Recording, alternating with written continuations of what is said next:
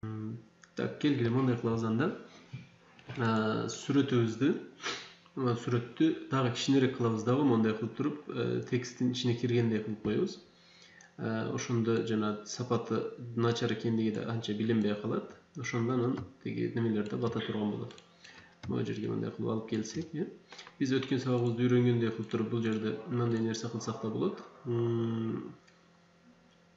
Так, обтекание простым текстом дегенди тандап, анда текстибиз uzun болгондугу үчүн кичине кошуш керек болот. Мынакей могу жерге чейин. Бу арада муну дагы унутпай RGB экен смикке айландырып коюшубуз керек. Бүт сүрөттөрүбүздү ушинтип туруп смикке айландырып иштейбиз.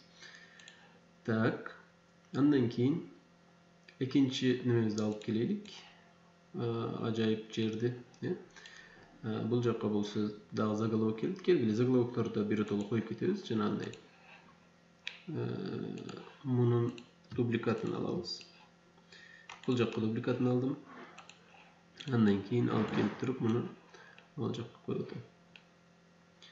Көрдүңүздөр, биринчи беттен экинчи бетке дубликат алуу үчүн нерабочий областька чыгарып алдым дагы, андан кийин колдондум.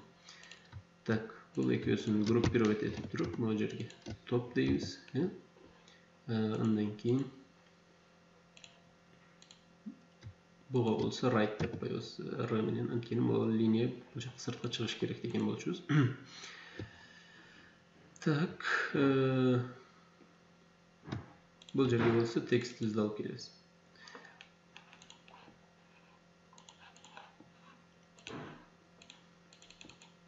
Белгиледик. Бул ортодо.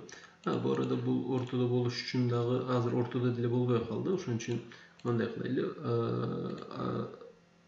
Отменить группировку дедим. Муну болсо белгилеп туруп могу жерге ортого коюп коелук. Бул боюнча ортодо болсун. Белгилейбиз эми. Бул жакка SQL деген текстти алып келебиз.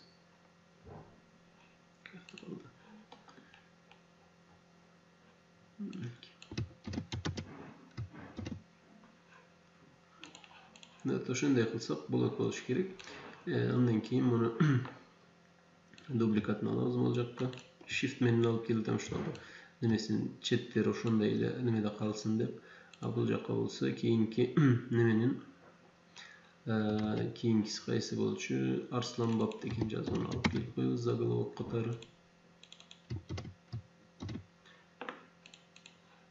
Көргөнүңүздөй ортодо болгондугу үчүн биз муну кайрадан могуга келип мындай кылып по центр кылып отурган жокпуз. Ортодо экендиги ушундай пайдалуу болду. Вот могу Арсланбапты алып келип туруп бул жакка коебуз. Ширinaсын ылайыкташтырайлы. Андан кийин биринчи абзацтаганы буквица коебуз. Андан кийин буга дагы сүрөтүн алып келишибиз керек.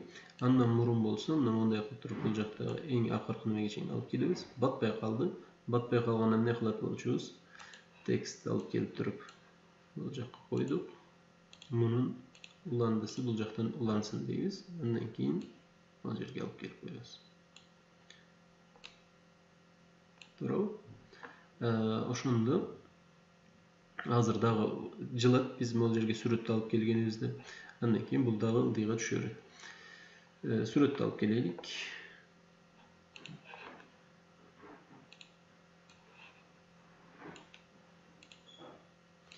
Сүрөттөрүбүздү бири-бири менен окшош размерде кылсак жакшы болот. Могу жерде азыр 44 деп атат. Келгиле муну 45 деп коелу да. Так, текст жоголуп кеткен жокпу? Узундугу боюнча койдум, бийиктиги боюнча эмес. Муну дагы 45 дейлик. Кечиресиңер. Муну дагы пропорционально чоңойтушубуз керек болчу. 45 дедик.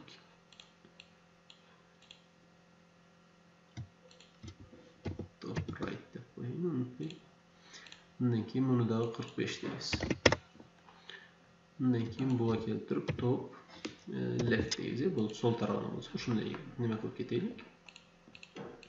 Андан кийин бул текст немени дагы сүрөттү дагы простой текст менен өткөрүп коебуз мындай. Ошондо мынакей бул жакка да дагы бир созулуп калды. Көрдүңүздөрбү?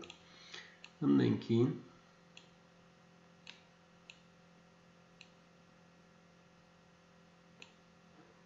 Andan keyin dagı zaголовок alып kelебиz. Дублировать. Буга по центру deybiz. Andan keyin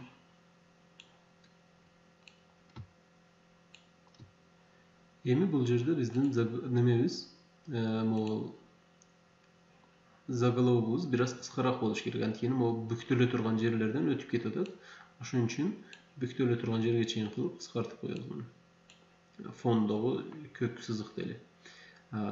Текстти болсо өзгөртөбүз. Сулейман Тоо болуш керек эле.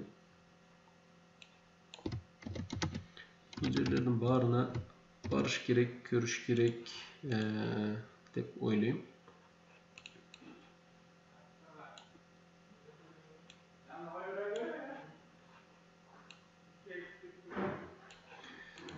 Так, сүрөттү да алып келелик.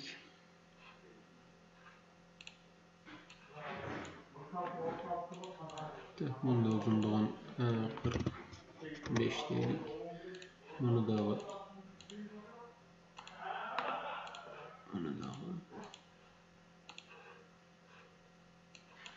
Simikке aylандырганда жана пиксель өзгөргөндө сантиметрда кичине өзгөрүшү мүмкүн. Ошону карап коесуңар. Бул жакка коебуз. TR деп атам, top right. Üstüne оң тарабына болсун деп.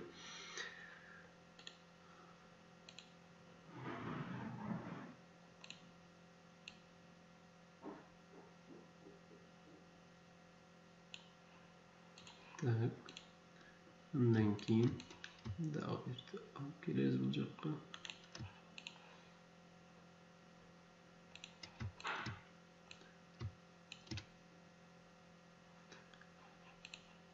Burası C-Türgüs.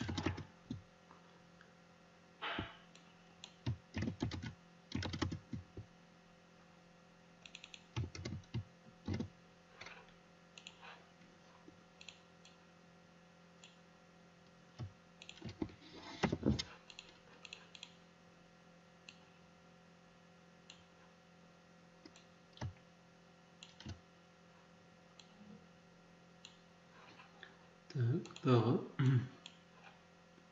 batmagan teksti alabız, buna koyabız.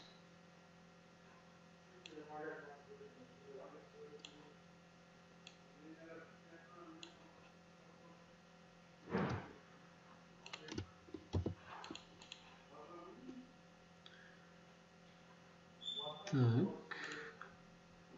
Ama Süleyman Doğan'ın onu da yapıp çıldırıp onu dururuz. Ondan keyin даже bunu da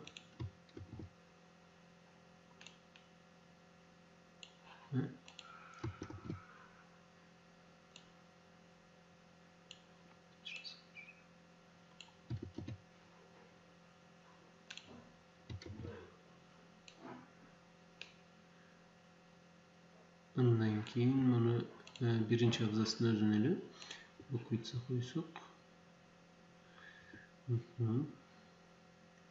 Ondan keyin bunu suretini alıp geliriz.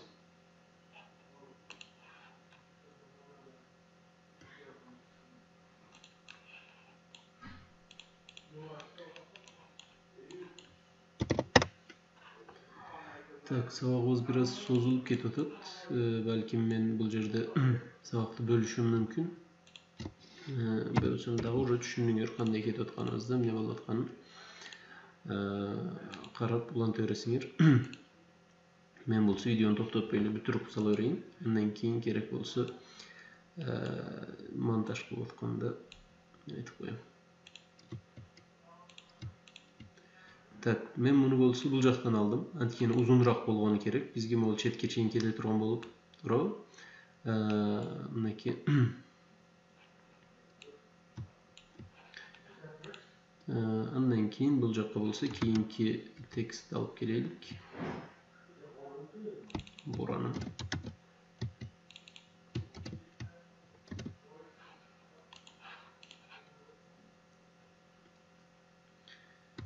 Так.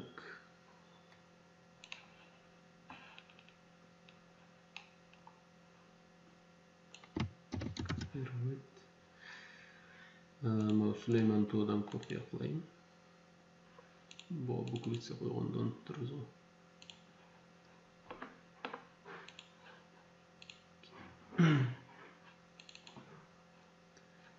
Hazır monday qilib bukvitsa qo'ysak, mol turishda ele bukvitsa qo'ysak, har bir paragraf bo'lib qoladi. Ko'rdingizlarmi? Bizga bo'lsa har bir paragraf emas, birinchi paragrafga kerak bo'lgani uchun birinchi paragrafga tek kursorni qo'yib olib, undan keyin jasab o'tamiz. O'shanda to'g'ri bo'ladi. Bitta intro deymiz, undan keyin mana yerga chiqarib turib, tak hozir aslında anchalik tiljer qolgan yo'q. Anda bu yerda biraz boshqacharoq format qo'llanaylik, чтобы barag'imiz to'lish uchun.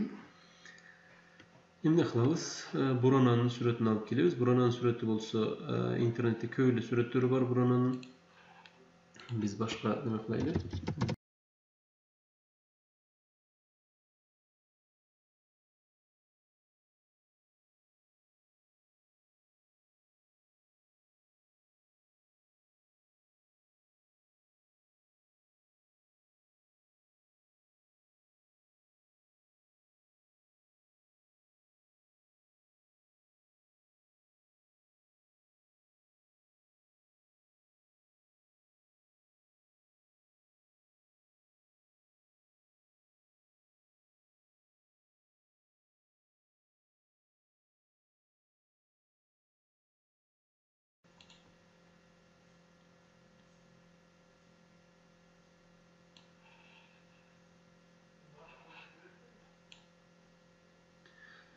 Tak, bunaki suratlarni olib keldik. Даже ol nimalarni olib salsak ekan. Hozir ma'nimiz biz ma'ni bo'lgani жаңа bir qo'llangan texnikalardan daha bir o'sin nima qilamiz, ishlatamiz. Kelgili bunday qilib turib ildiga qo'yamiz. Даже buni sirtqa cheyinda chiqaraversak bo'ladi. Bottom deylik, right deylik. Даже buni bunday qilaylik. Bunday qilib chiqarib solaylik. Nimasi o'ta ko'p bo'lib ketganda o'ta ma'lumimiz nimamiz. Undan keyin bu bir lineyni prozrачность beraylik. Чтобы eng astındagi nima ko'rinmish uchun. Bu yerdagi lineyni prozrачность.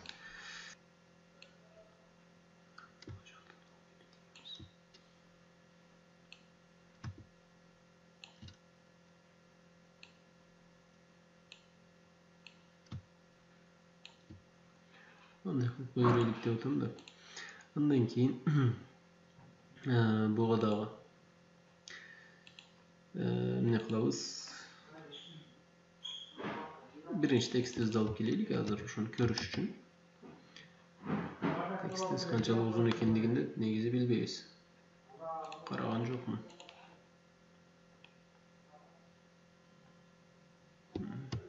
Tekst qanchalik uzun emas ekan. Naki?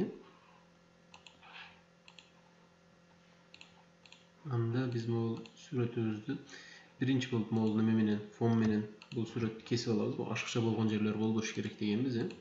Kesdik. Aslındagini o'chirib soldik. Bizga kerakli bo'lgan bo'lib qoldi. Biraz cho'ng'aytsak bo'ladi. Endi bunday qilib bottom right desek o'sha yerda turadi. Undan keyin buni simikka aylantirganni unutmaymiz. Bunday qilib biraz tuslar almashadi, o'zingizlar ko'rgandek. Kechirasizlar, aslında qo'yishingiz kerak. Bottom right dedik. Endi biz agar bu suratimizga hozir janob nimani qo'ysak, qanday bo'ladi ko'raylik. Ko'rdingizlarmi? Bunday bo'lib ketdi. Bizga bo'lsa bu yerdan ketish kerak. Nima uchun bunday bo'ldi? O'shani o'rganaylik. Qanday turib bu yerdan ketkizsak bo'ladi degan narsani. Al uchun biz bu yerdagi o'tgan saboqlarimizda ko'rgan karkas bilan qaraylik. Bizning suratimizdan cheti mana bu yerdan ketadi. Bu yerdan emas. Bu yerdan ketish uchun bo'lsa, biz buni kesib chiqishimiz kerak. CorelDraw'dan o'zini biz Photoshopdan kesdim hozir. O'shundayla CorelDraw'da kesib chiqqanga to'g'ri keladi. Al uchun men Peroni oldim. Bir figura chiyotam bunday qilib. Qarang. Bu yerdan bu yerga keldim.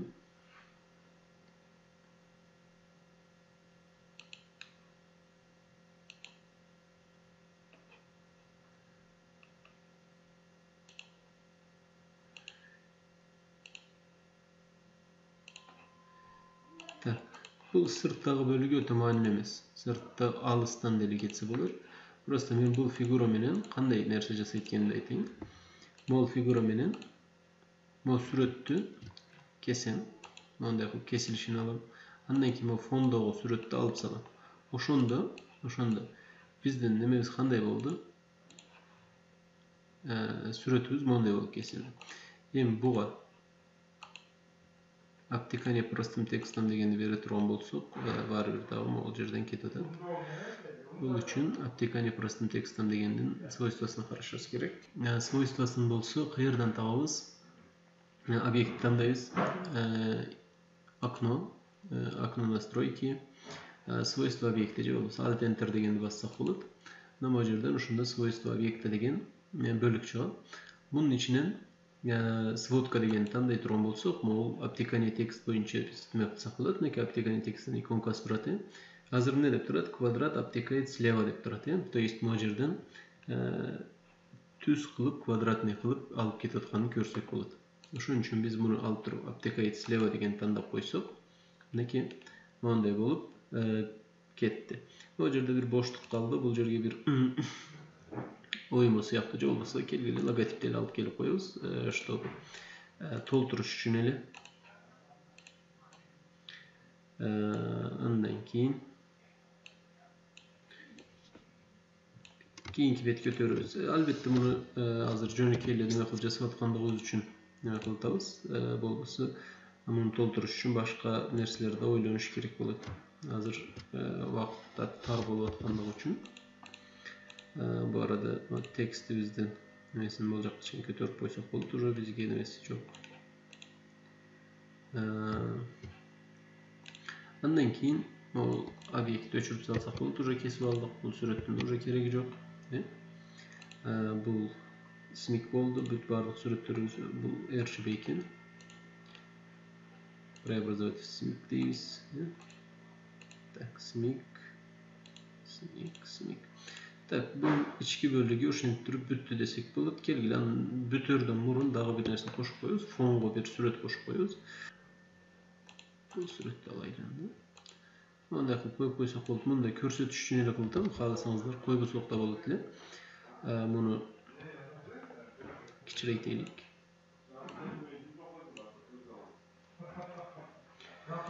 Bizde 301'ge 214 da. Могул азыр 301'ge 225 болуптур размери. Эгерде P дей турган болсок, барактын ортосуна келет, Shift page down дей турган болсок, эң астына түшөт. Андан кийин биз муну биринчи болуп туруп буга power clip менен киргизип койсок болот. Power clip менен киргизип коердон мурун болсо, муну редактировать этип алайлы. Албетте power clip'in ичинде да редактировать этсек болот. Так, немени прозрачностун азайтып атам. Мисалы үчүн 85 кылып туруп азайтайын. Астында көрүнүп-көрүнбөс кылып туруп бир фон кылып койдук. Мынакей дагы Кыргызстан ушул тоолордун сүрөттөрү. Андан кийин муну эффект, так, кечирсиңер, объект, power clip, поместить во frame. Бул ичине киргизип койдук. Фонубузда жанагы сүрөт бар, бирок power clip'in ичиндегилер каркаста көрүнбөйт. Андан кийин бирок расширенный дегенибизде көрсөк болот. Эми бул жактагы менен бүтүрө берелик. Менимче азыр ушул жерден немени алмаштырсам керек. Сабакты бөлсөм керек, билбей атам азыр.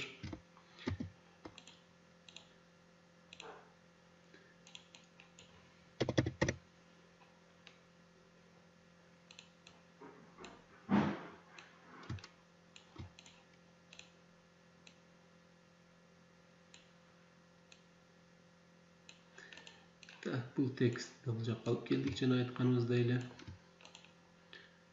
Андан кийин бул жакка калган немелерди алып келебиз. Бул жерге текст алып келебиз дедик.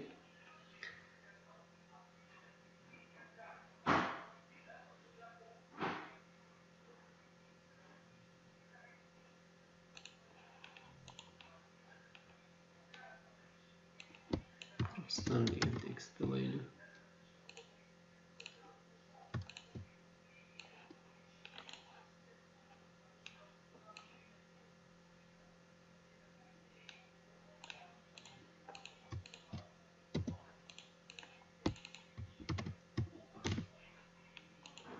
Андан кийин могу жерге простой текст менен Кыргызстан тууралуу маалыматтарды жайгаштырайлы.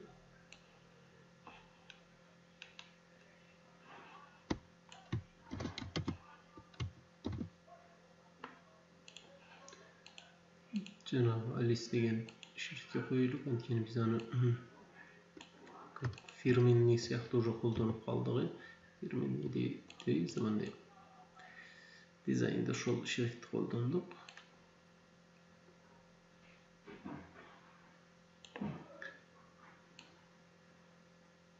Так.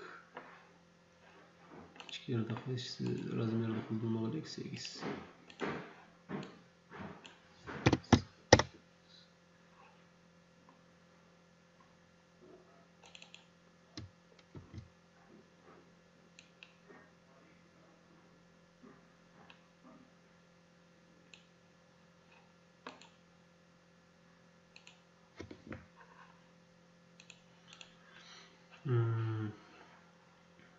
Андан кийин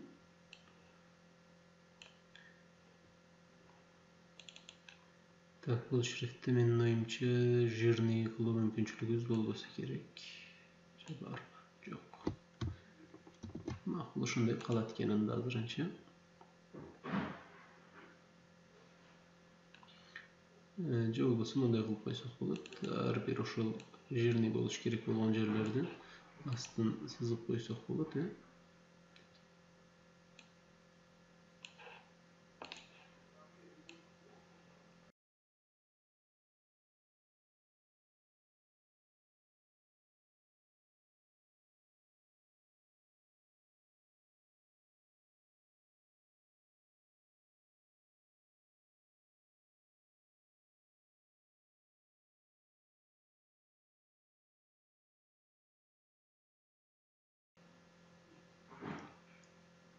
Так.